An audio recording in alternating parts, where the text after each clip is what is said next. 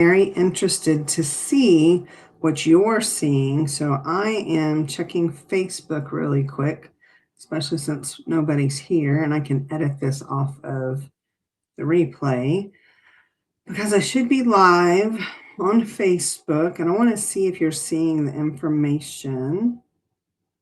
It says, let's see, it says I'm live on YouTube. Let me check. Let's just see.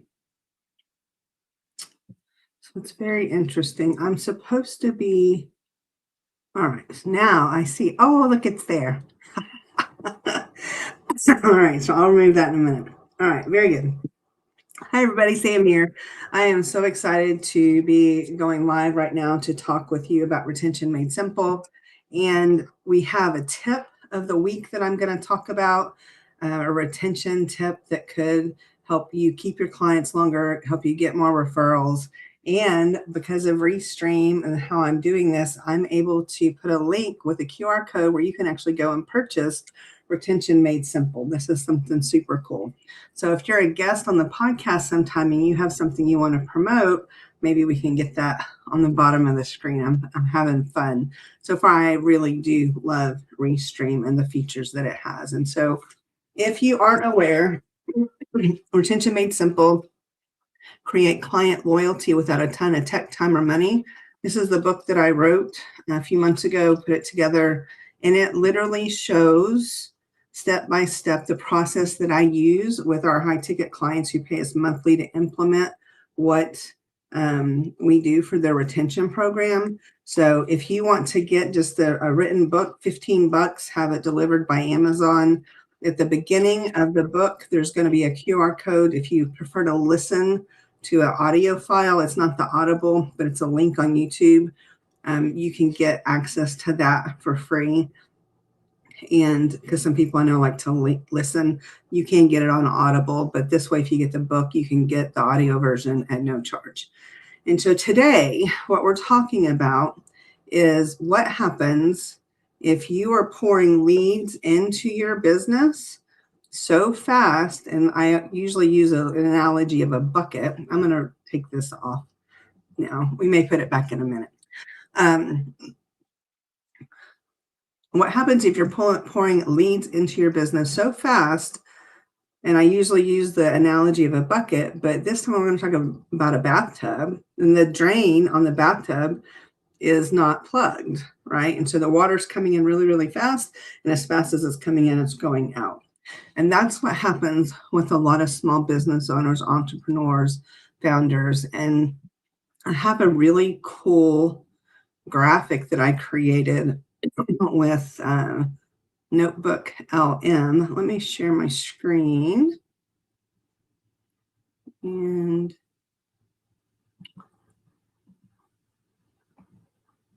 all right, so now you should be seeing me and the image here, plugging the profit leak, the power of client retention. And so it's showing you the visual of what I'm talking about. I'm just checking. I'm still new to using this platform, and so I just want to make sure that you're seeing what I'm seeing. So give me just a second. I promise after I've done this a couple of times, I won't have to keep checking. I don't know if it's working or not. So let's see. Yep. All right. Very good. Next time I won't check. It's working. All right. So what we need to talk about though is if people are leaving as fast as they sign up with you, there's a problem. And so if that's happening, you have a leak and you have to determine where that's coming from. What I have found is, and if you want a copy of this image, just send me a message and I'll send it to you. I created it on Notebook LM. It was super easy. I just gave it some of the content that I was going to be talking about today, and it literally created this. But I have found that if you can answer these 3 questions, why they stay, why they truly left, and how they stay connected, then you can begin to plug that the drain to where the leak stops. And people, we forget that we're relational, that we were created for relationship, and that Yes, sometimes there are transactional situations that are truly transactional, but for most of the people that I work with and our clients, their business is anything but transactional. It's literally relational all the way. And so when you can start to protect the relationships, then you will be able to protect your revenue. It'll just happen automatically. And so what I want to, let's see, how do I'm going to stop sharing now. So I have a story I want to tell you about this, and I may go back to the graphic in a minute. So I have two coaching experiences that I've been told about from other people or has been experienced by me and in the last year. And I'm going to give one of the examples because I think it's super relatable, even if this isn't your own business, right? You'll be able to see what's about to happen and see how they could plug those leaks, and maybe you can then transform them into how you could plug the leaks in your own business. With Retention Made Simple, I teach a three-part system, and it's proper onboarding, appropriate appreciation, and asking for feedback. And if you don't do one of those three things really well, it's going to be really clear that your retention will not be as high as it could be. And so imagine this: a business, well, let's start back. A potential client finds this business online, watches a video, and they feel like, oh my gosh, this dude is talking to me. I need to get on a sales call with them. Get on the sales call. Everything is groovy. They have a year-long program that you can sign up for, or they have a 3-month thing that's kind of a tester. And then once you've done that, you decide if you want to stay or not. And so for the 3 months, it's $1,500. You pay it all at once, and you have the 3-month time period. You have an onboarding call with the coach separate from that, and you dig in. You have really good onboarding in that you understand processes and systems and all the things about what's expected of you and them, vice versa.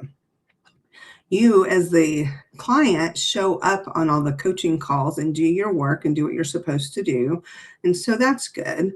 They even, in this situation, got to meet the person, and they had a gift, right? And it was really nice because most of the time people don't do those things. And so there was some appropriate appreciation. But what they didn't do was ask for feedback, and they didn't make it easy for me to continue. And so what happened was at the end of my 3 months, I was done, and I wasn't going to keep showing up knowing that I hadn't paid, and there had been no discussion of what would happen if I decided I wanted to stay. And so I just left. And I sent a message and said, hey, I guess my time's up. We can check back later. And that was in December, and now it's the beginning of February. And that person could have probably kept me, but they didn't ask. And so if you have a program, just because somebody's paying you an agreed price does not mean you have like MRR. Doesn't mean you have a client that's going to stay with you forever. It means that you have a client that is fulfilling the contract. If you want that to continue, you have to continue to have the conversation. And so in my process, what I would have suggested for this person, the one thing that they could have done differently is at day 45 of the 90 days, send a quick email to me. Question, how are things going? Based on what you've experienced right now, or do you think you're going to want to continue after the first 90 days? Get some feedback. That one thing would have led to the discussion of being able to stay and to keep me as a client longer. Another situation I had that wasn't me, a woman signed up for a coaching program. And this doesn't just happen in coaching. It's just the experiences I have. It happens in lawyer offices. It happens in plumbers. It happens in small businesses all over the world, right? And so making it easy for someone to continue with you is really important. But in this other situation, the woman signed up for this coaching program and is paying a monthly recurring fee to keep her end of the bargain. But she realized a month or two in, it wasn't a good fit for her. So she just stopped participating and showing up. The person that she's still paying money to has never reached out to her to find out what's up. Because if they had a conversation about what's up, then possibly they could have arranged some things that would be different to make it more suitable for her to be able to continue and actually get value, so that not only would she then stay longer and continue, but she may actually refer some people to her or to them. And so there's no chance that this person is getting referrals from her. I mean, literally a year of not reaching out after they just stopped showing up, and they're still paying. I promise you, if they stopped paying, they would respond, or they would reach out, right? And so don't be that person. Protect the relationships, protect your clients, protect the fact that you know that you're doing the right thing for your clients, and to know that having a conversation could be what keeps them longer. And I hear it all the time when I talk to people about asking for feedback. That's the thing people don't want to do. And I don't get it, because if you ask for feedback appropriately and in a timely sense, then you're able to make improvements that not only make your business better, but you're probably going to be better, and the relationships will be stronger. And when you have stronger relationships, your business will be stronger as well. So I just want you to know that if you are a tiny bit interested, let me go ahead and share this again, because I can. Now I know how. If you want to get a copy of Retention Made Simple off of Amazon, you can go there, use that QR code. There's paperback, Kindle, Audible, and hardbacks available. Grab a copy, start reading through it. It's a pretty easy read. You can probably read it in an hour, right? But implementing it, that's where the magic happens, right? So just reading something and having the information, that's not going to do anything. You have to implement. And so get the book, figure out, does this make sense for me? And if it does, and you want to learn more about what Retention Made Simple actually can do for your business, we have a done with you and a done for you option, to where we can actually help you build this out and implement it for you, or you can get access to all the tools and tips and all the things we do with the Done With You program. Friday at 12 noon Central, I'm having a sticky note retention tip training where we do a demo plus a training, and we're going to talking more in depth about how to keep the plug on your bathtub drain closed. And so if you want to invite for that, let me know. And now I have a personal thing that I'm going to share that I waited for the end.